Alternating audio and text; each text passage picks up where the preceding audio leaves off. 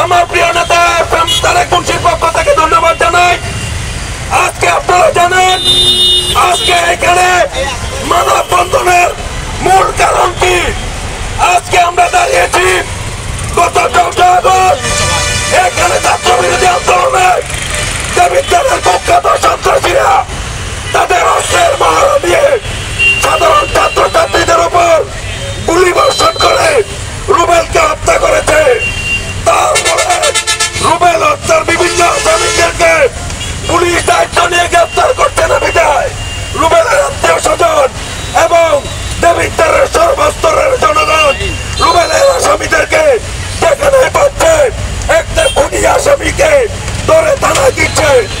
আর এই থানায় দেওয়ার কারণে একটা মারার মামলার আসামি সে তাকে থানায় গ্রেফতার করে দেওয়ার অপরাধে আজকে সেই রাজুর বউ আমাদের নিরীহ জনগণ নিরীহ মানুষের উপরে যে মিথ্যা মামলা করেছেন তার প্রতিবাদে আজকের এই মানববন্ধন।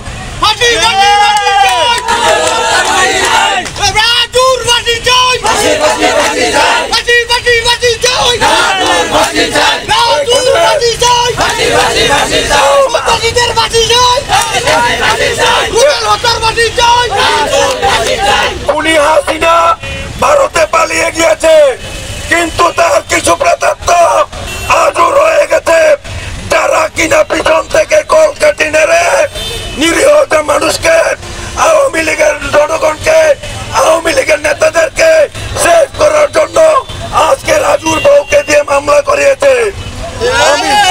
আমি স্পষ্ট ভাষায় বলতে চাই আগামী 3 দিনের মধ্যে যদি এই রাজুর বউয়ের মিথ্যা মামলা প্রত্যাহার করে না হয় দেবিদ্বারের সর্বস্তরের জনগণ দেবিদ্বারে এমন আন্দোলন করবে সেই ছাত্র আন্দোলনের মতন এই রাজুর হত্যা এই রাজুর বউয়ের মামলা উঠানোর জন্য আন্দোলন চলবে দেবিদ্বার। আমি প্রশাসনের প্রতি আপনারা অচিরেই রুবেল হত্যার সমস্ত খুনিদেরকে আইনের আওতায় আনুন।